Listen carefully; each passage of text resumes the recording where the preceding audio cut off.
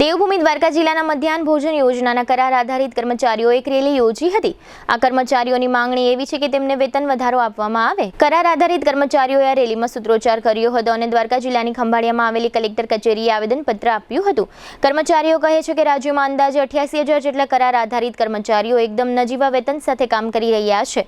આ ક્ષેત્રમાં કર્મચારીઓના શોષણની પ્રથા બંધ કરવામાં આવે અને આ ક્ષેત્રમાં સ્વૈચ્છિક સંસ્થાઓને જે કામગીરી સોંપવામાં આવે છે તે પ્રથા પણ બંધ કરવામાં આવે એવી માંગણી કરવામાં આવી છે। આ કર્મચારીઓ દાયકાઓથી સરકારી કામગીરીઓ સાથે જોડાયેલા હોવા છતાં કર્મચારીઓનું શોષણ કરવામાં આવી રહ્યું છે।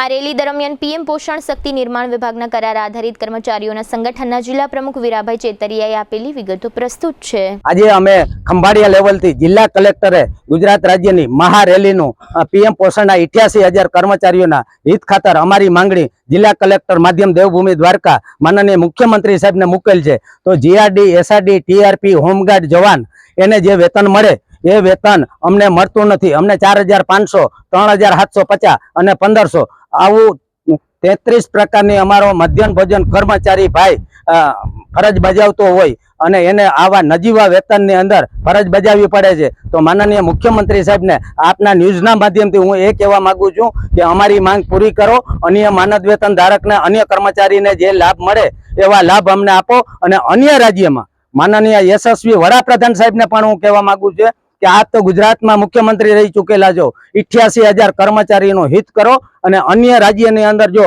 68,000 કર્મચારીઓને કરાર આધારિત આઉટસોર્સ એવા લાભ મળે તો ગુજરાત રાજ્યના 88,000 કર્મચારીઓ અને કરાર આધારિત કર્મચારીઓને અમારો વેતન વધે એવા લાભ અપાવવા યશસ્વી વડાપ્રધાન સાહેબને તેમજ કેબિનેટ ટીમને માનનીય મુખ્યમંત્રી સાહેબને હું એ કહેવા માંગુ છું, શિક્ષણ મંત્રી સાહેબને એ કહેવા માંગુ છું કે આ બુધવારની કેબિનેટની અંદર અમારો પગાર વધે તો અમે સાકરતુલાથી ગુજરાત રાજ્યના વડાપ્રધાનને ગાંધીનગર મુકામે સચિવાલયમાં અમે એનું સન્માન કરશું।